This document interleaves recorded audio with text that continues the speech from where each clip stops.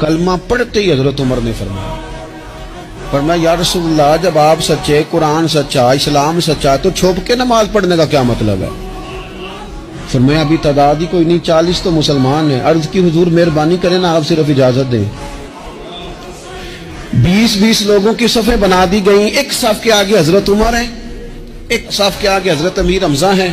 جناب عمر کہنے لگے چونکہ آپ اللہ کے رسول ہیں تو لہذا نماز بھی آج اللہ کے گھر میں پڑھی جائے گی۔ تو حضرت عمر بیت اللہ شریف کے بیچ کھڑے ہو کے نعرہ لگاتے ہیں، فرماتے ہیں میں عمر ہوں، تم مجھے بھی جانتے ہو، میرے باپ کو بھی جانتے ہو، تم میرا قبیلہ بھی جانتے ہو، میں نے پڑھ لیا ہے محبوب کا کلمہ۔ اب جس نے بچے یتیم کرانے ہو اور اپنی بیوی بیوہ کرانی ہو وہ آئے اور مجھے روکے، یہ محبوب اللہ کے ہیں اور گھر بھی اللہ کا ہے، تو نماز بھی آج اللہ کے گھر میں پڑھی جائے گی۔